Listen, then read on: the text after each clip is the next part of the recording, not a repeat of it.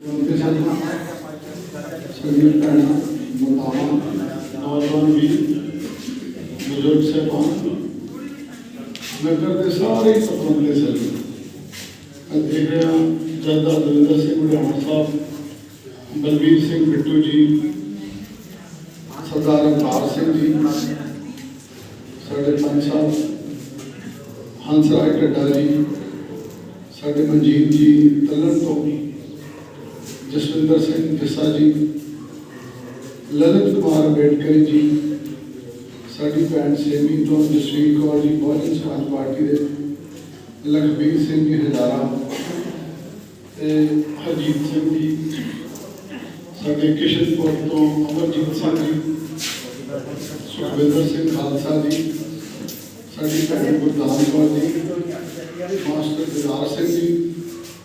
साढ़े भरा काला जी हरबई साहब, सरदार प्रगट सिंह जी, मास्टर बलजीत सिंह जी, सरविंदर सिंह ढड्डा जी, भाई अमरीत सिंह जी, सारे सुभाष जी साबका पंच वखरे वखरे फोन के नंबर पड़े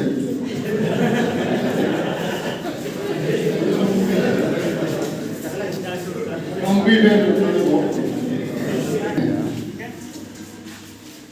साढ़े बंदे लगता ही नहीं बंदे इन्ने कुर्सियां का प्रबंध नहीं इस वेले पूरे पंजाब लोग चाहते हैं कि श्रोमणी अकाली दल ते बसपा की सरकार आ जाए। जिन्ने भी पंजाब च काम होए हैं डेवलपमेंट के लोगों की सहूलत मिली वो बादल साहब के राज में, चाहे ट्यूबवेल के कनैक्शन दिते, चाहे ट्यूबवेल की बिजली माफ की, चाहे 200 यूनिट मिला गरीबों को। अच्छा पहला एससी भाईचारे को दिया, फिर बादल साहब ने बीसी भाईचारे को भी 200 यूनिट दिया। 200 यूनिट कैंसिल करते थे काटते थे, फिर असं रौला पाया, असं प्रेस कॉन्फ्रेंस की, फिर उन्होंने मजबूरी से लागू करने जिदा एक बार ट्यूबवेल के बिल भी उन्होंने लाते थे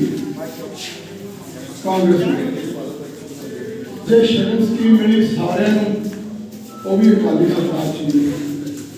जो सड़क बनिया, सेवा केंद्र बने, ग्राउंडा बनिया, बच्चों को जिम का सामान मिले, श्रोमणी अकाली दल की सरकार ही प्राप्त हुई। हुण मैं पुछदा भाई कांग्रेस ने जो 50 साल वादे किए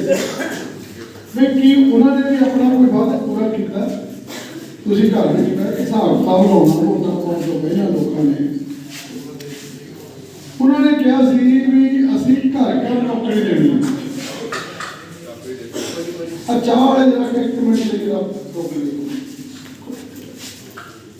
कांग्रेस कहती थी भी घर घर नौकरी देनी,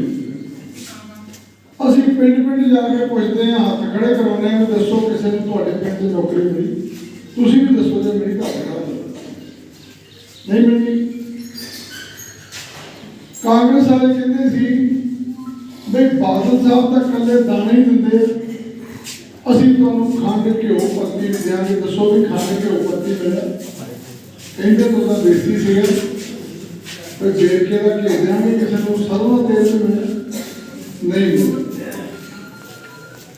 उदों कहते असीं हर 25 किलोमीटर से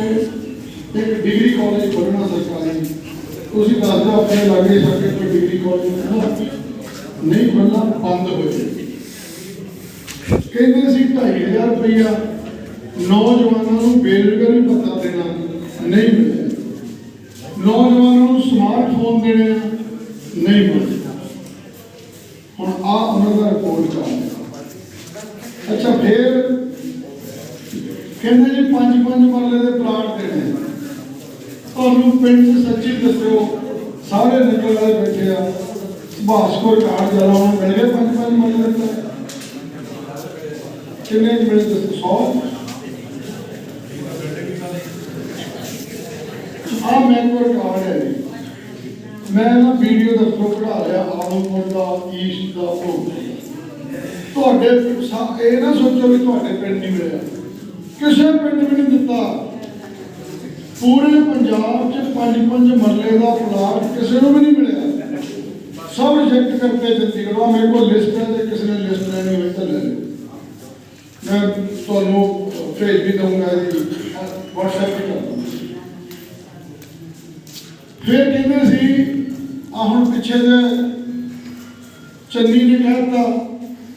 पहला कहते भी कैप्टन अमरिंदर सिंह ने काम नहीं किया, उन्होंने बदल दिता। वो भले लोगों तो पौने 5 साल बाद पता लगा कि काम नहीं करता। आप कोई बंदा रखा हो काम का, आप तो 2 महीने पता लग जाता है काम नहीं करता। इन बदलो, याद इन्होंने सुधारो, इन्हें सिखाओ। इन्होंने पौने 5 साल बाद पता लगा भी यार मुख्यमंत्री अमरिंदर सिंह काम नहीं करता, हम बदल लो। अच्छा, जेडे मिनिस्टर से वो भी नहीं काम करते, सीधा मतलब जो नवा मिनिस्टर से 18 तो भी फेल है। उन्होंने चक के फिर दोबारा जो श्रोमणी अकाली दल से बसपा का समझौता हो गया 12 जून 2021 उस समझौते तो डट गए, कम गए भाई हूँ की बनू सकता। अच्छा, दुआबा का मालवा तुहानू पता असर बहुत समझौते का, दोनों वड्डियां ढेरियां हैं तो वड्डियां ढेरियां इकट्ठियां हो गई, तो बन गया बहुत मजबूत काम। तो कांग्रेस घबरा गई, उन्होंने लिया कि 3 महीनों की चन्नी ने मुख्यमंत्री को। चन्नी ने आके सोचा भी जे मैं मुद्दों की गल करा, जे मैं कामों की गल करा तो काम तो होया कोई नहीं, ना होना। उन्हें लोगों को ऊट पटांग मुद्दे तो भटकाने की कोशिश की भी लोगों को मुद्दे ते आने ही ना दो। कोई बंदा रोटी की गल करे, कोई बंदा काम की गल करे, रोजगार की गल करे, उन्होंने गाना सुना वो एक बार तो सुन लो। बंदा कोई रोटी की गल करे, काम की गल करे, उन्हें चुटकला सुन लो, 2 बारी सुन लो, 3जी बारी तो फट के उन्होंने लफड़े मार भी यार मैं तेन कही जाना मैंने भुख लगी है, तू मैंने चुटकले सुनाई। चन्नी ने सोचा भी काम कुम तो किए ही ना होने, ना कांग्रेस का कल्चर है काम करने शुरू तो। उन्हें लोगों को कहना शुरू करता जी मैं मज्जे फड़ लेना, मैं पकौड़े कट लेना, मैं जलेबियाँ कट लेना, मैं सप फड़ लेना, मैं टेंट ला लेना, मैं NRI नहीं हूँ। और लोग पहला हंसे, पहला 4-5 बारी गल्लां तो हंसे, लेकिन बाद में लोगों ने उन्होंने माड़ा चंगा कहना कर शुरू कर भी तू यार मुख्यमंत्री है, मुख्यमंत्री वाला काम है। मुख्यमंत्री का एक इमेज होंदा है, मुख्यमंत्री का एक विजन होंदा है, मुख्यमंत्री एडमिनिस्ट्रेटर चंगा चाहिए, मुख्यमंत्री बच्चों के रोजगार का प्रबंध करके देवे। किहड़ा काम सी मुख्यमंत्री या DC ਨੂੰ बुलावा सारे DC ਨੂੰ कहता भी अपने अपने जिले चों 5-5 हज़ार पढ़े लिखे बच्चों की लिस्ट लैके आओ, एक हफ्ते च लिस्ट तैयार हो जानी। उन्होंने सारे 5-5 हज़ार जिले चो आ जाता, ਉਹਦਾ ਟੋਟਲ ਕਰਕੇ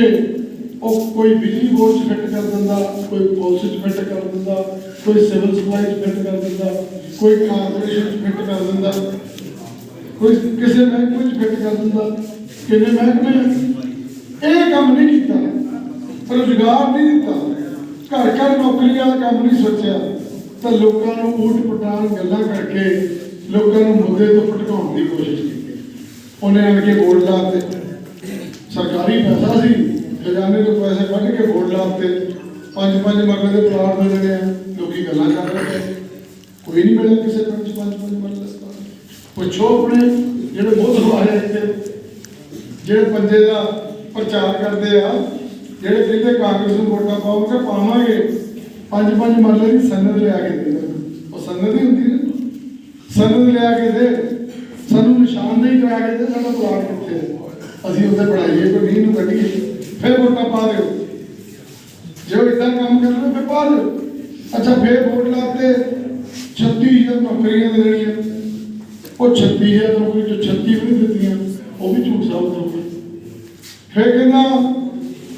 ਲਾਲ ਲਕੀਰ ਵਾਲੇ ਜੀ ਮਾਲਕੀ ਹੱਕ ਦੇ ਦੇਣੇ, ਹੁਣ ਤੁਹਾਡਾ ਪਿੰਡ ਵੀ ਲਾਲ ਲਕੀਰ 'ਚ, ਲਾਲ ਲਕੀਰ 'ਚ ਕਹਿੰਦਾ ਸਾਰਾ ਪਿੰਡ। ਤੁਹਾਨੂੰ ਦੱਸੋ ਵੀ ਲਾਲ ਲਕੀਰ ਦੇ ਕਾਗਜ਼ ਮਿਲ ਗਏ ਕਿਸੇ ਨੂੰ? ਤੁਹਾਡੇ ਪਿੰਡ ਆਏ ਨਹੀਂ, ਲਾਲ ਲਕੀਰ ਦੀਆਂ ਰਜਿਸਟਰੀਆਂ ਦੇ ਕੇ ਨਹੀਂ ਜੱਟ ਆ ਗਈ ਹੈ ਕਿਸੇ ਪਿੰਡ ਸੇ ਨਹੀਂ, ਸਾਡੇ ਪਿੰਡ ਵੀ ਨਹੀਂ ਆਈ। मेरी ताई मैनूं कहंदी जदों 3 महीने पहला जदों टैलीविजन मशहूरी आउंदी सी मेरा मकान मेरे नाम और लोकी बड़े सुनते सी भी आहो यार साडा मकान भी लाल लकीर च मेरे ताई जी मैनूं कहंदे काका आ मशहूरी आउंदी टैलीविजन च अपना घर भी लाल लकीर च ਇਹਦੇ ਕਾਗਜ਼ ਨਹੀਂ ਬਣ ਜਾਣੇ मैं कहा हाँ जी शाही बन जाने कहती ये दस भी ये कागजात आऊगे किदा कौन दे के जाऊगा और मेरे मुँह सह सफाई निकल गया मैं कहा माता डाकिया दे गए उन्हें अगले दिन सच्ची डाकिया खड़ा कर लिया उन्होंने कहती पुत अंदर आ जा ठंड बहुत है चाह पी के जा हम तुम समझते हो चाह क्यों पता बनाते उन्होंने लग्या भी डाकिए ने रजिस्ट्री लैके आनी चाहिए उन्होंने रुपया भी 100 दिता ਹੁਣ ਕਹਿੰਦੀ ਮੇਰੀ ਰਜਿਸਟਰੀ ਆਉਣੀ ਆ ਤੇ ਦੇ ਕੇ ਜਾਈ ਸਾਡਾ ਕਮਰਾ ਕਹਿੰਦੀ ਪਿੱਛੇ ਆ ਬਹੁਤ ਜ਼ੋਰ ਦੀ ਗੇੜ ਖੜਕਾਈ ਉਹ ਡਾਕਿਆ ਮਾਤਾ ਨੇ ਦੇਖੀ ਵੀ ਇਹਦਾ ਕਿਤੇ ਪਾਸਪੋਰਟ ਆਉਣਾ ਹੁਣ ਮਾਤਾ ਦਾ ਜਿਹਨੇ ਵੀਜ਼ਾ ਲਾ ਕੇ ਪਾਸਪੋਰਟ ਆਉਣਾ ਹੁਣ ਤੇ ਜਿਹੜਾ ਇੰਨਾ ਜ਼ੋਰ ਪਾਉਂਦੀ ਹੈ ਕਹਿਣ ਦਾ ਮਤਲਬ ਇਹ ਹੈ ਵੀ ਦੇਖੋ ਲੋਕਾਂ ਦਾ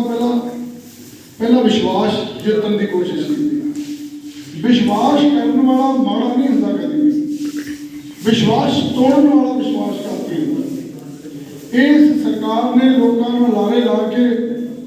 मिलिया कुछ नहीं जाता लग गया तो विश्वास कर